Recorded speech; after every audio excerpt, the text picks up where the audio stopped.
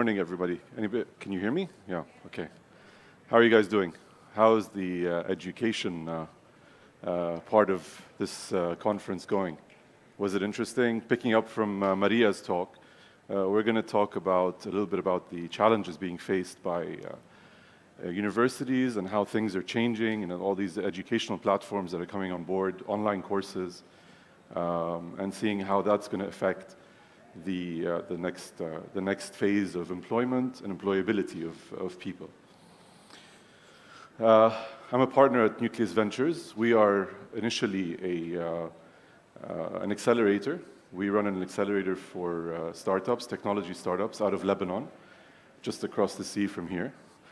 And as we've went through these years of working with young entrepreneurs, we've realized that a lot of them need some education, obviously.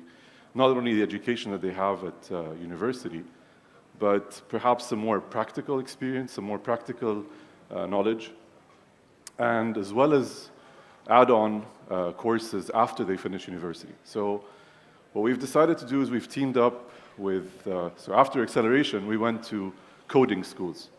And we've teamed up with Steve Wozniak, who is Apple's co-founder. He has an online university, and they give coding classes in cybersecurity, web development, artificial intelligence, data science, all these flashy names that everybody's talking about right now. I'm sure a lot of techies around here. But anyway, before you go there, you've got to either have a university degree in some cases, and in other cases, you would have your own practical experience. So how many of the crowd, that is much less than it was yesterday, how many of us are working here? How many people work? Okay, that's not bad. It's good we're still working. How many of us have university degrees? Okay. More than what people are working, so which is good. How many of us have thought about taking an online course? Okay. How many of us have actually completed an online course? Okay, that's good. That's good. How many have taken online courses, but have taken also certifications in that? So not only one course, like several. Okay, so we've got a lot less that went through the whole process. And that's one of the things, the challenge that we've seen happening in what we've done in Lebanon, at least, for now. So EdTech, big name, big flashy words, everybody uses it, fintech, EdTech, agri-tech, etc. So what is EdTech technically? What is EdTech? Is it the technology, or is it the education that is coming up, that's coming into educating people with technology? Or is it just the old-fashioned way of learning put online, if that's the case? So there are lots of different things that you can think about. Let's look at because the most important bit is where you get to after you take these courses. I think it's an important topic to look at, where you go to after you take courses such as these. So are these old school, archaic systems that are universities, are they friends with these new EdTech platforms, or are they foes? Most universities have seen a drop in subscriptions or enrollment, let's call it. That's technical word that they use. And that's because people have been working from home, learning from home, teaching at home. So schools have actually been giving classes online as well as universities. And I think everybody's getting used to this whole working from home business, going to coffee shops and working from there. So that kind of accelerated this whole trend towards. So what's going to happen with these private and public colleges? In 2021, most of these schools are expecting a decline in revenue. So number of students, number of courses, so they'll have to drop courses. They'll also drop costs, because if you don't take the courses, you don't have enough enrollments, you'll have a drop in your costs too, which is kind of helps you balance it out. What are these challenges that these universities are having? So there's obviously, as we said, technology has disrupted the education sector. Another question that we pose is, what are these universities preparing you for as a university student? Do they give you all the skills that you need to survive in the workplace? And what are the new what are the employer preferences today? What do employers look for when they want to hire people? Because that's probably what dictates what we go to study before. So if everybody likes EdTech, then everybody's going to study EdTech. So EdTech is here to stay. We've said that it's already disrupted the system, and we can only see growth. So from $500 million to about 16.1 billion, sorry, in 2020 over the last. And we expect that expect all of that to keep growing. The fact that education is now available for most people and it's accessible. If you have an internet connection, you have a laptop or an iPad, you can actually have access to all of these courses. And it is live and it is updating daily. So you've got daily updates on courses, on material, on trends, on things like that. So it's easy to customize, it's accessible, everybody's able to get. In some cases, for example, in the GCC, in the Gulf countries, we've seen recently that the governments have been sponsoring free education classes online for students. So that is major competition for the big names. So you've seen, obviously, you probably know Coursera, Udemy, all the rest of them. But you've also got schools from Google, from Apple, and especially in tech. They've gone to Saudi Arabia, they've gone to Dubai, the UAE, to Qatar, all the other countries. KPMG, I think, is a sponsor here. Just so happens that we've used their research, which was very useful. So thank you, KPMG. The current era demands personal education and skills to appeal to the job market. So you've got to be tailoring yourself to what's coming up. But 17% of employees at Google, which is a very interesting statistic, don't have a higher education degree. And that kind of shows us where things have been going. And obviously Apple, we can quote as well, which Tim Cook mentioned in his conference. 50% of Apple's employees do not hold a university or higher education degree, which tells us a lot, I think. So our university is actually preparing these students for real-life conditions, going to work after graduating from university. They don't just universities teach us how to think, so they don't really teach us only the material, right? So I think that's kind of the consensus over time. You go to university not to study the books.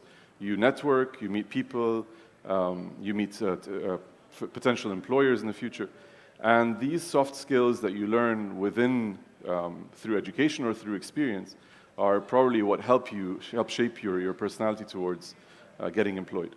And alumni networks, communities that have been built over the years. So why do we go to a top university? We go to a top university because of the history, because of the success rate, because of employability. And that becomes factors that need to be tweaked as we go along and bring in this EdTech component. So if we don't have the right softwares, and the software is probably now one of the easier things to do in life, but basically, if universities do not ramp up their game and get the right softwares in place, they will have a bit of a challenge to get through to the new age student. And universities are obviously because they have a history and they work on a curriculum that doesn't really change dynamically enough as you would do on an online business, and that leaves them a little bit lagging behind, at least one calendar semester or year, let's say. So this virtual environment that becomes conducive to help build education is critical for universities going forward. Let's talk about employability, because this is the differentiator of why you study a certain course or certain university. Everybody looks for good digital skills. Whether it was back in my days, it was how many words per minute can you type, and do you know Microsoft Word? Do you know Microsoft Excel? Which I think now is kind of given, but they also worry that low tech skills give them a loss of productivity. So if you don't know how to use your machines properly or your softwares, you don't know how to access softwares, even if they were free or paid, they would definitely drop in the performance of you as an employee. we can talk about people with degrees who usually need more specific on-the-job training or specific skills that you need to tackle problems at the workplace. And being in a university setting is completely different than being in a work environment. Interacting with different people, different charismatic characters, disruptive characters, arguments. These are what makes people grow and develop. So again, education is on one side, you've got character on the other side, and you've got work ethic and values and culture. And those intangibles are a lot more difficult to recruit on a piece of paper. So you've got to sit down and talk to these people. At Harvard Business School, there's a report that showed that there were 12 to 30% degree holders would ask for 12 to 30% more wages, but fail to justify the output. So even if they have a university degree, it doesn't mean that they are eligible for more money. I mean, you need to show their value on the ground. And it is harder to recruit quickly enough when there's just requiring a university degree. So you need to have a bit more of a more dynamic hiring process to get these top-notch people. So when there are gaps, there are opportunities, obviously. And if universities do not embrace this change, in our opinion, at least what we've seen, it's going to catch up with them, and they're going to become slower and slower, and they're going to have to react in a much bigger way. So they need to find ways to kind of bridge these differences today. And I think we all agree there are differences between studying at university, traditional universities, and through an online platform. So universities have their place. They're definitely a very important component of building the next workforce. And our initiative with EdTech is called Workforce. So we cannot replace one or the other. Universities cannot replace online universities, and online classes cannot replace offline universities. So we will talk about what other things they could do, what universities could do to kind of catch up and stay up to date. So 20% more students drop out of e-courses than in-person courses. So that's quite a big number. I mean, we saw with the count briefly. I didn't actually count you guys, but I can tell that a lot of people have thought about it. A lot of people have done, but nobody's actually completed a whole certificate. I mean, very, very few, and congratulations for that. I can't do it. So I've registered for like 30 courses over the last 3-4 years, but I've never actually finished one, so which is really bad. Probably because of the situation we live in, but also the changing environments. When we surveyed top tech employers in our country, at least, and some in the US, the most important thing they focused on wasn't the actual technical skills. It was more the soft skills. It was more how do they communicate? What can they do with this degree? Can they take this degree and actually implement it here? Can you give me? Can I give them a problem to solve within that course? So if it's a cybersecurity course, perhaps they would like to see what that student can actually do with a problem in a real life situation. And that's the kind of blended approach we're trying to administer in our programs. So what are things that universities offer that online courses don't? Okay, so the community part, which is a major component that I think we've kind of forgotten over the last 5-6 years because of how things have changed, and given the corona situation, people have just become more introverts, and they've had to sit at home. They didn't have a chance. They didn't have a choice but to go out, to go inwards, actually. And the networking that happened over the last 3 days, I think, shows us that part of business or studying or whatever application we have is completely it should be top of the list, because it's about who I connect with, who I meet today, that maybe can open a business opportunity in the future that I can get employed at perhaps somewhere. So that part cannot be offered by online. Can be to a certain degree, I won't say cannot. So you have to create a small kind of environment or a community to get people involved and interactive. Sharing these experiences with each other is what kind of also speeds up the help to kind of grow out of if you're stuck in a problem and you have a community to talk to, you'll easily solve that. We see that with our startups. So we work with startups, and the most valuable thing is the community. We can teach them 100 courses a day, but it's about the connections and really how they help each other. And I think that's the success of the US model and other places too. When you meet people on the ground, professors or industry that comes into a university in a physical manner or even in a virtual manner today, that connection is also irreplaceable from the online community. So having a campus, having activities, having sports, having competition between each other, the community aspect is something that will always remain in the university setting and probably cannot be replicated in the e-learning environment. Career path, onboarding, again, through the network, through the alumni, through the teachers or the faculty.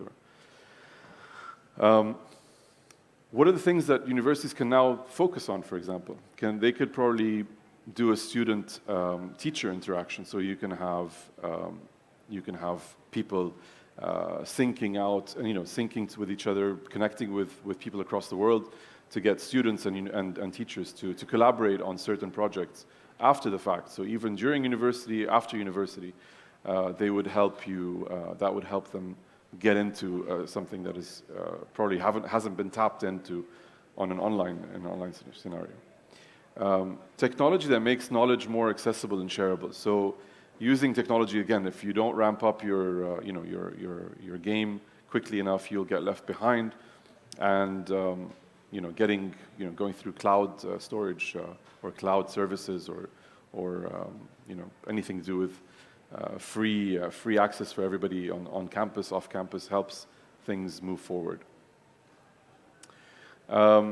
Content design. This is where university professors and experience and history and legacy comes into play. So if a university can pick up that game and build curricula in a way that becomes leading instead of just having many courses, I think that's something that they could that could be useful as well. EdTech should be seen as a means, not an end.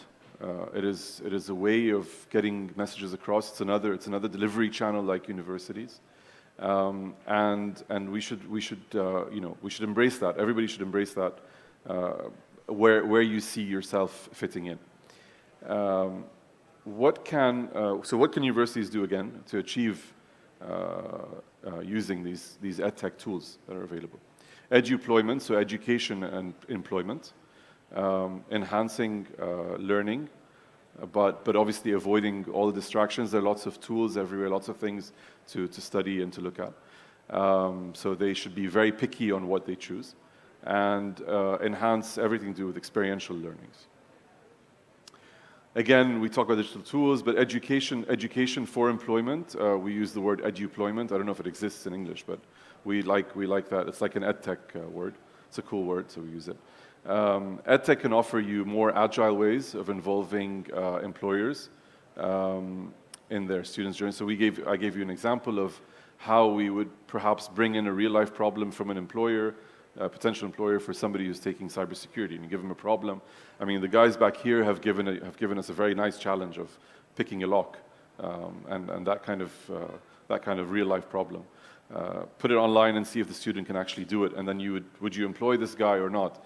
Let's interact. So giving a real-life problem application in education. And that gives them a better view of, from the employer's side, they can tell whether this guy is good or this lady is good, and if the lady or the man wants to be employed.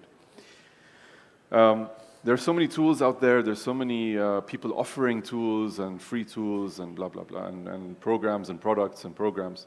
So it's important to have a very clear vision from the university side what they could bring in.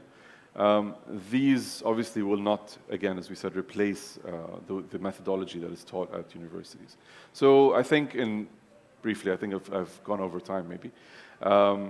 Online platforms will not replace universities. Universities will not kill education platforms that are online. And I think there's a chance for them to kind of blend into each other and find interesting ways of collaboration. So I'll leave any questions out there for you guys, if there are any. Ladies and gentlemen, let's give a big round of applause to Wael, and let's see our questions. So let's go with the first one. Vanda asks, do you believe the topic is relevant mainly for the tertiary education, or is the problem deeper and starts at high schools, elementary ones, or maybe even preschools?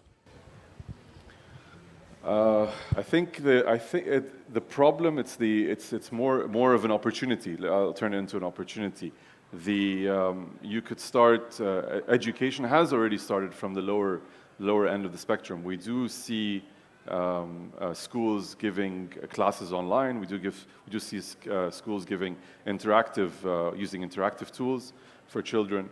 Tablets are now everywhere across the world in schools. So we do see that. I see it from my kids. My kids woke up and they found an iPad, and that's, they're 2 or 3. So they went to me and did this on the screen. Now, I don't have an interactive screen at home, unfortunately. But I think it has started, and it does need to be instilled from the bottom up.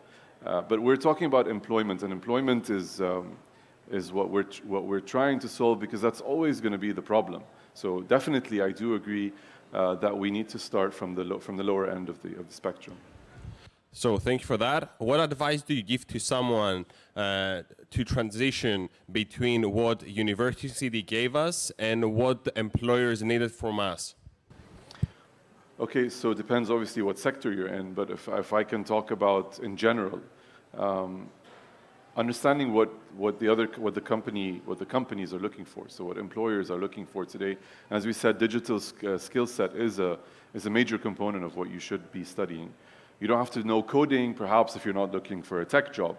But if you are being employed at a bank, at an advertising agency, at an accelerator, perhaps, or anything, you would probably need to know some digital skills. Those skill sets will help you put your foot in the door. So either study something that you're interested in, and that's your passion, and that will help you kind of nurture yourself to get to where you want to be. Or look for opportunity. If you're opportunistic, then you would look for what are the opportunities. What is the biggest thing today? Is it fintech in Cyprus? Great. So I want to focus on fintech. I'll take some fintech courses. I'll take some coding courses to go into fintech, or I'll study FX, for example, to understand what's going on. So I would advise that those are the 2 routes that you could take. Great. Let's take one last question. You choose one.